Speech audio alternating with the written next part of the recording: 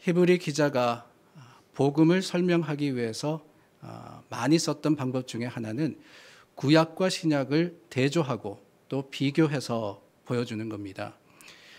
그 유사한 점과 또 차이점을 설명함으로써 복음, 즉 예수 그리스도의 가르침과 십자가의 구원이 무엇이다 라는 것을 잘 드러내서 설명하고 있습니다. 모세와 예수 그리스도를 비교하고 또 멜기세덱의 반차를 따르는 제사장과 새 언약의 대제사장이신 예수님을 비교합니다. 9장에 가서는 손으로 지은 성소와 또한 하늘에 있는 온전한 성소를 비교하여서 설명하기도 했습니다. 오늘 본문에는 시내산과 시온산을 비교해서 설명하고 있습니다. 시내산은 우리가 잘 알고 있습니다. 모세가 하나님으로부터 율법을 받은 산이고 시온산은 예루살렘에 있는 산입니다. 그러나 오늘 본문에서는 상징적인 의미로서 예수 그리스도가 임하는 곳, 예수 그리스도의 보혈의 역사, 그 구원의 역사가 있는 곳을 의미하고 있습니다. 모세가 시내산에서 율법을 받을 때의 상황, 그 상황이 본문에 기록이 되어 있습니다. 출애굽기와 신명기를 통해서 우리가 볼 수 있는데요. 당시 시내산은 엄청난 위험과 두려움이 있던 곳입니다. 모세를 제외한 그 어느 누구도 하나님은 가까이 하지 마라 말씀을 하시고 사람이든 짐승이든 그곳에 들어오면 죽을 것이라고 경고하셨습니다. 모세가 하나님의 법, 그 율법을 받을 때도 우레와 같은 번개와 빽빽한 구름이 그 산 위에 둘러서 있었습니다. 나팔 소리가 나고 그 나팔 소리를 들은 모든 백성들이 두려움에 떨었어요. 그래서 심지어는 백성들은 주의 음성을 듣기를 원치 않았습니다. 너무나도 두려운 일이었기 때문에. 하나님의 임재를 경험한다는 그 자체가 죄 많은 인간으로서는 무서운 일일 수밖에 없었던 겁니다. 어쩌면 이것은 율법을 보여주는 게 아닌가 하는 생각이 듭니다. 율법은 지켜야 하는 하나님의 법이지 않습니까? 율법이라는 것은 두려움의 상징이었고 율법을 어기는 것은 곧 죄였습니다. 그래서 이스라엘 백성은 율법 앞에서 온전히 순종을 해야 했습니다. 우리가 잘 알듯이 정결의 규례, 어떤 방법으로 어떻게 정결한 모습으로 하나님께 나아가야 하고 또 그러지 못하면 부정하고 하나님을 만나지 못하고 그 죄가 하나님이 심판하시는 벌이 된다.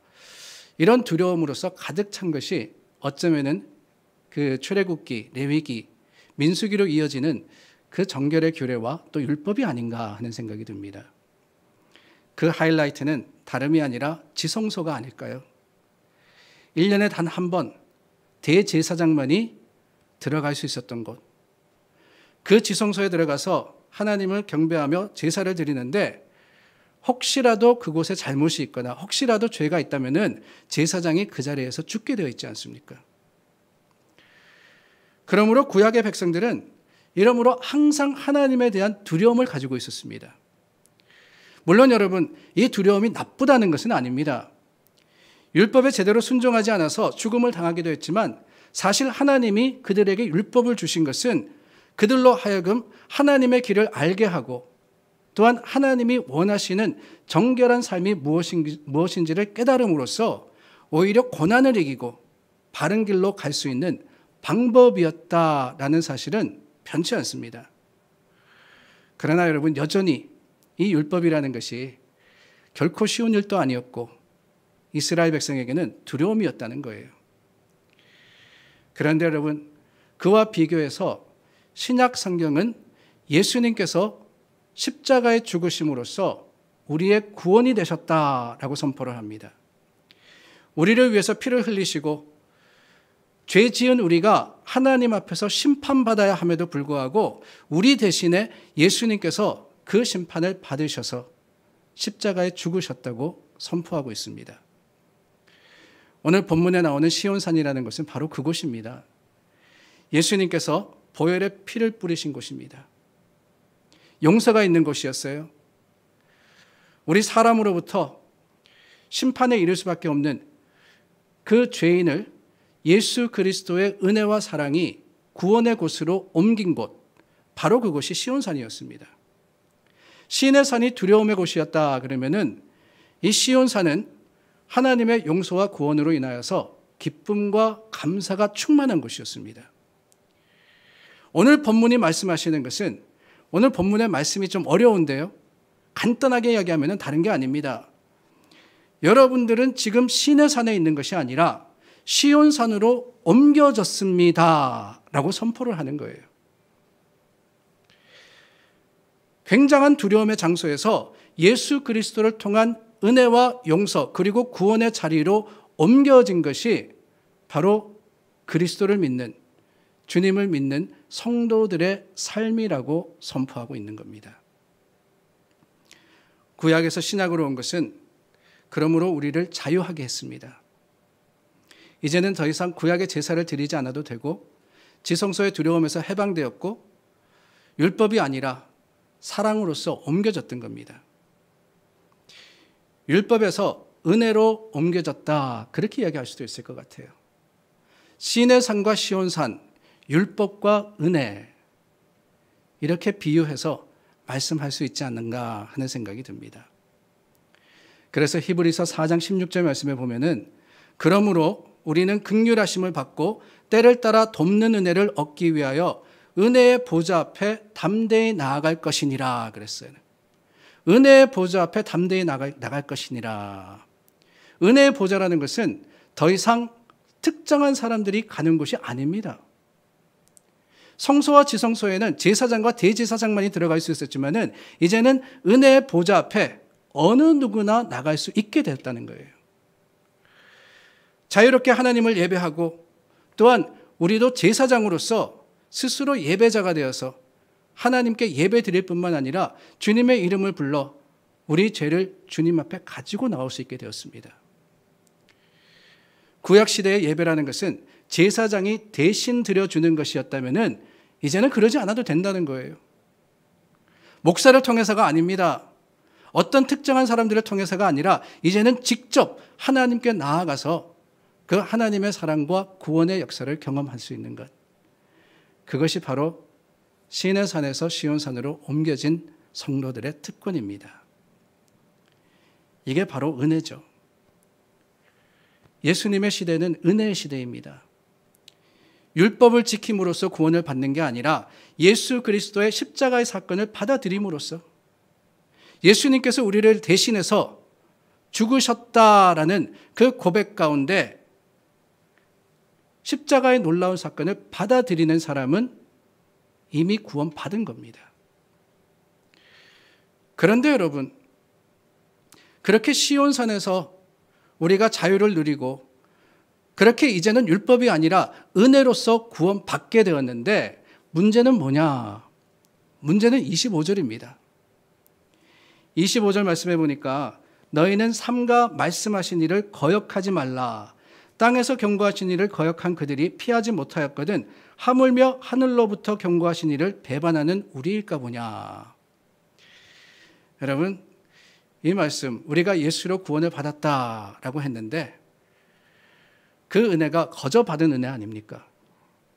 예수님께서 우리를 대신해서 십자가를 지심으로써 그 십자가의 죽으심으로써 우리를 대신한 제물이 되셨고 그럼으로써 이제는 구원을 받기 위한 그 어떤 대가도 우리가 치르지 않아도 되게 되었습니다.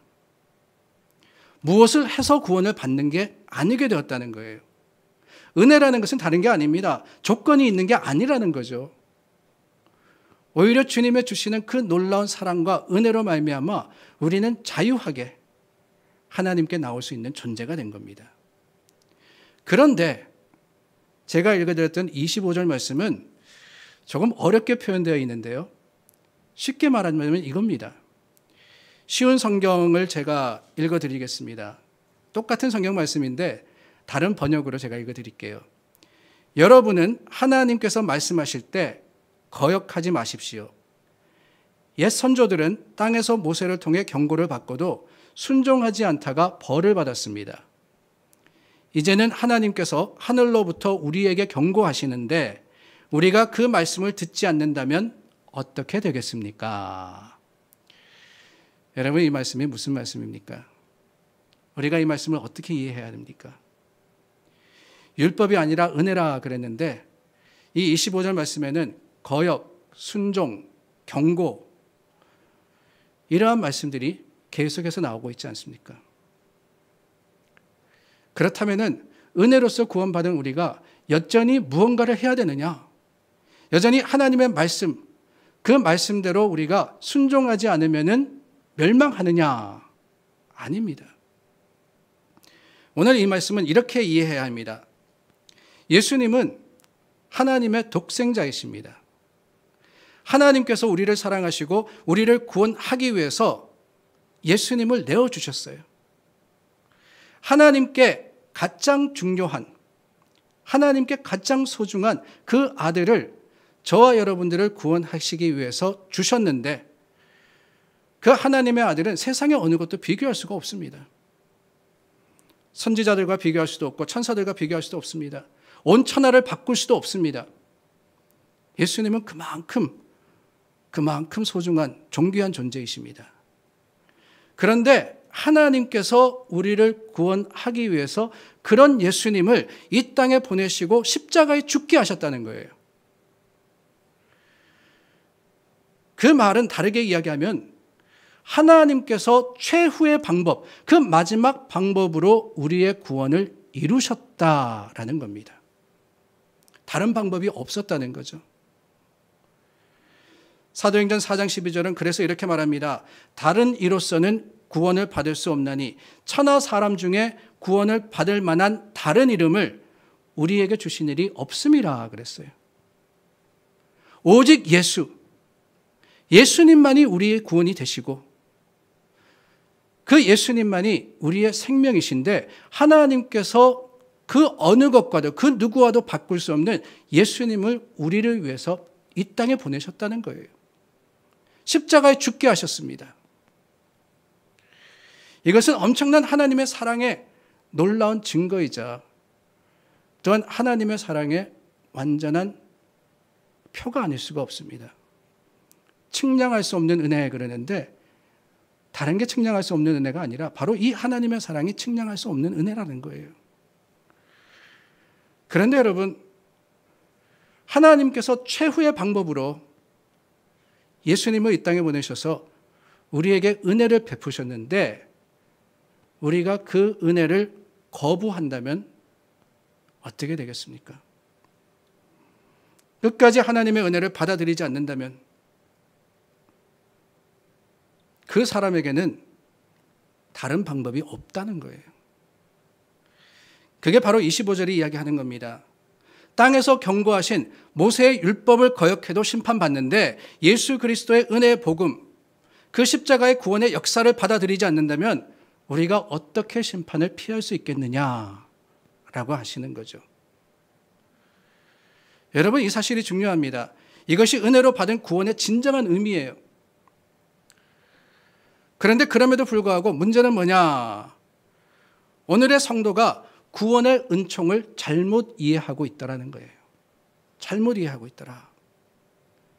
예수 그리스도의 은혜가 놀랍기 때문에 그것이 거저 주신 은혜이기 때문에 여전히 우리는 잘못해도 된다라고 생각을 합니다. 그렇지 않습니까, 여러분? 죄를 범해도 구약과 같은 심판이 없다라고 하죠. 여전히 잘못 살아도 여전히 주님은 우리의 죄를 용서하신다라고 하지 않습니까? 정말 그럴까요? 그것이 정말 바른 성경의 이해입니까? 물론 우리는 예수를 믿은 후에 그 예수님의 십자가의 놀라운 사랑으로 구원받은 후에도 약할 수 있습니다. 그래서 넘어질 수 있고 다시 죄를 범할 수도 있어요. 실패할 수 있습니다. 하나님은 그런 우리의 약함을 용서하실 것이고 우리의 죄를 십자가의 보혈로서 씻기실 겁니다. 그러나 여러분, 예수 그리스도의 십자가의 그 용서의 복음은 우리의 지나온 죄를 용서하시고 우리가 힘써 주님을 따르다가 여전히 약하기 때문에, 여전히 인간일 수밖에 없기 때문에 죄를 범할 수밖에 없는 그 상황을 용서하시는 것이지, 십자가의 은혜가 모든 죄를 용서해 주신다라는 면죄부로 주신 것은 아니라는 거예요. 많은 그리스도인들이 예수 그리스도의 십자가의 구속의 은혜를 마치 죄를 지을 수 있는 프리패스로 생각하는데 그렇지 않습니다. 나는 용서받았으니까, 십자가가 있으니까, 하나님은 사랑이시니까 오늘 내가 마음대로 살아가더라도 여전히 용서받을 것이고 여전히 구원받을 것이다. 그 말은 착각일 수가 있습니다. 하나님의 은혜는 말씀드린 대로 종말론적인 은혜예요. 최후의 은혜였습니다.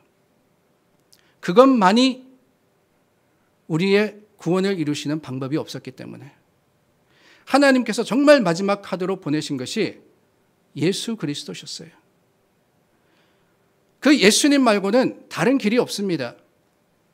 그런데 우리가 말씀으로 그 사랑에 반응하지 않고 복음의 은혜로 하나님 앞에 바로 서지 않는다면 우리에게는 다른 길이 없다는 거죠. 그러므로 은혜는 사실은 심각한 겁니다. 은혜는 심각한 거예요. 우리가 하나님의 사랑을 바로 알지 못하고 하나님의 은혜를 바로 받아들이지 못한다면 우리는 우리가 받은 구원을 잘못 사용하고 있는 것이 될 수밖에 없습니다. 우리의 구원은 행함으로 받은 것이 아니라 거저 받은 것이기 때문에 그래서 막 살아서는 안 되는 거예요. 거저 받았기 때문에 막 산다? 결코 아닙니다.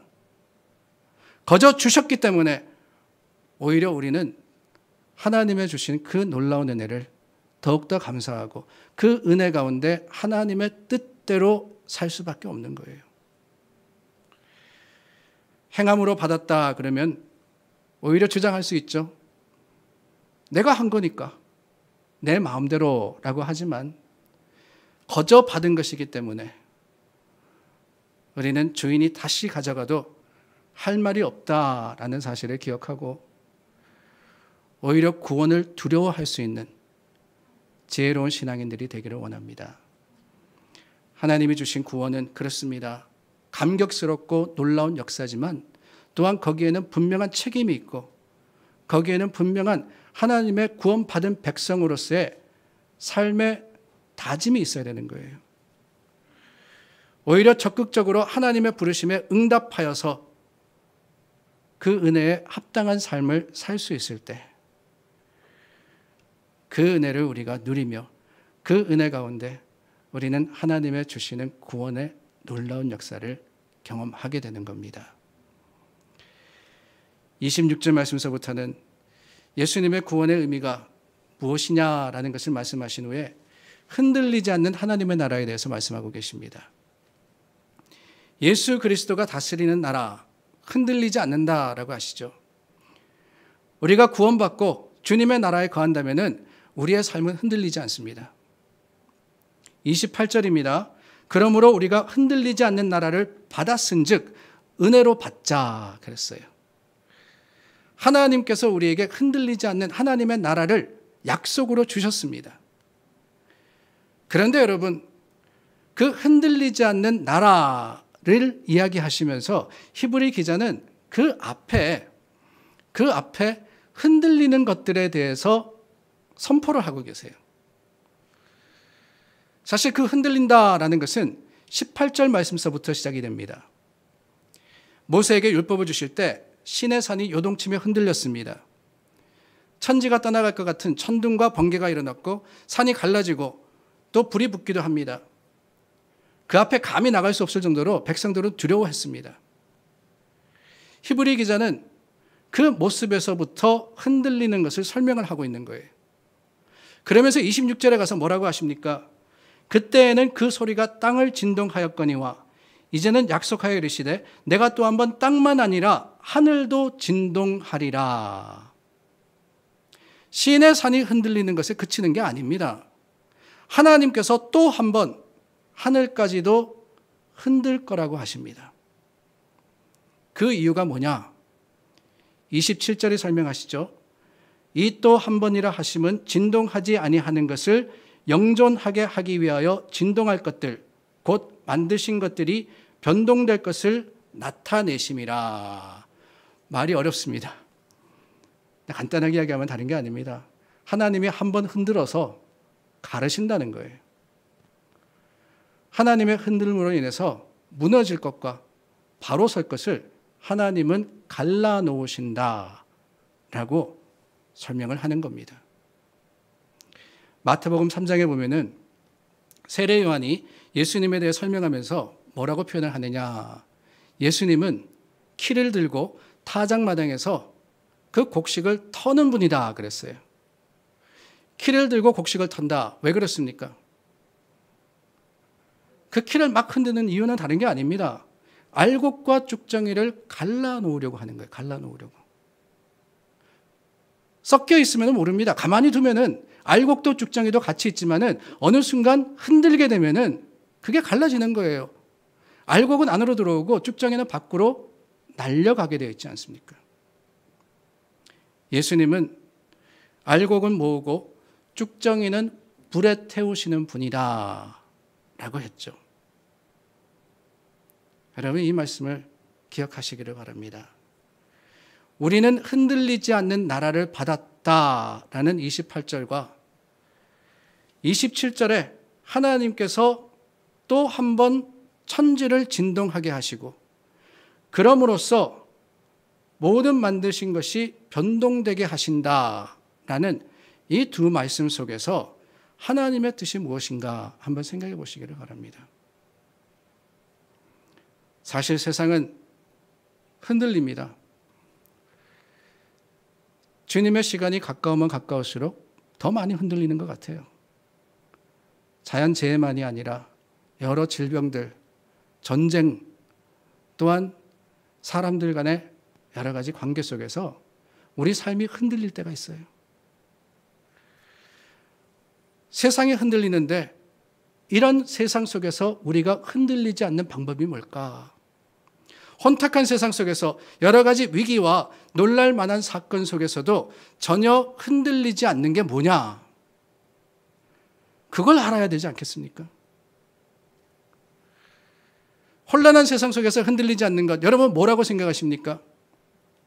그게 땅입니까? 아니면 주택입니까? 우리가 가지고 있는 경력입니까? 힘입니까? 능력입니까? 아닙니다. 하나님이 한번 흔드시면은 세상의 모든 것들은 다 무너지게 되어 있어요. 아무리 우리가 견고하다고 생각하지만은 하나님이 흔드시면은 세상의 것들은 다 넘어질 수밖에 없습니다. 그렇다면은 그 흔들리는 세상 속에서 우리는 어떻게 해야 되느냐? 흔들리지 않는 것이 무엇인지를 알아 그 흔들리지 않는 것을 붙들어야 되지 않겠어요? 영원히 흔들리지 않는 것, 영원히 사라지지 않는 것, 그게 뭡니까? 성경은 많은 것을 말씀하시지만 저는 무엇보다도 오늘 본문에 미루어서 그 첫 번째는 구원입니다. 우리의 구원은 빼앗기지 않습니다. 주님은 우리의 구원을 보장하십니다. 우리 구원이 하나님을 향한 아름다운 드림으로서 풍성하여질 때 하늘과 땅이 흔들리도 여전히 우리는 믿음의 담대함으로써 주님을 찬송할 수 있는 거예요. 구원받은 자, 그 구원의 확신으로서 오늘을 살 때 세상에 무엇이 우리를 두렵게 하며 세상의 어떤 것들이 하나님의 백성들을 실패하게 하겠습니까? 흔들리지 않는 구원을 붙드시는 여러분들 되시기를 바랍니다. 또한 여러분, 고린도전서 13장 13절에 이렇게 말씀하시죠. 그런즉 믿음, 소망, 사랑 이 세 가지는 항상 있을 것인데 그 중에 제일은 사랑이라. 믿음, 소망, 사랑 항상 있다 그랬습니다. 근데 그 중에서도 사랑은 영원하다는 거예요. 우리를 향하신 하나님의 사랑은 흔들리지 않습니다. 그렇다면 그 사랑을 붙드는 우리가 어떻게 할 거냐? 또한 하나님을 사랑하여서 주님을 붙들어야 되지 않겠습니까? 우리를 향해 주신 그 사랑을 확신할 때 그렇습니다. 세상은 우리를 이기지 못합니다. 세상에 어떤 걱정과 근심이 몰려온다 할지라도 우리는 분명히 압니다. 하나님이 날 사랑하시는 걸. 변치 않는 사랑으로 우리를 지키시고 이끄시는 것을 우리가 안다면은 우리는 분명히 흔들리지 않는 나라를 받은 사람이라는 거예요. 마지막으로 진리는 영원합니다. 진리는 흔들리지 않아요. 하나님 앞에서 옳은 것, 하나님이 옳다 하신 것은 세상이 바뀌어도 옳은 겁니다. 우리가 진리를 붙들어야 한다 하는 것은 다른 게 아니에요. 변치 않는 하나님의 말씀과 예수 그리스도의 그 놀라운 은혜를 붙드는 것, 이게 바로 진리가 아니겠습니까? 예수님께서 말씀하시지 않았습니까? 내가 곧 길이요 진리요 생명이니, 내가 곧 길이요 진리요 생명이니 나로 말미암지 않고는 아버지께로 올 자가 없느니라. 나로 말미암지 않고는 아버지께로 올 자가 없느니라. 오늘 우리가 예수 그리스도를 붙들 때 주님의 십자가를 바라보고 그 십자가 앞에 우리의 삶과 마음을 드릴 때 예수님은 우리의 산성이 되어주시고 흔들리지 않는 반석이 되어주실 겁니다. 우리 하나님은 소멸하는 불이심이라 그랬습니다. 여러분 분명히 아시기를 바랍니다. 심판은 우리 모두에게 있습니다. 그러나 그 심판의 자리에서 알곡으로 설 거냐, 쭉정으로 설 거냐라는 것을 주님은 판단하시고 하나님의 말씀대로 그 하나님의 뜻대로 살아가는 자들을 주님의 나라에 영원토록 거하게 하신다는 사실, 그 사실을 기억하고 흔들리지 않는 우리 주 예수 그리스도를 붙드시는 믿음의 사람들이 되시기를 주님의 이름으로 축원합니다. 우리 함께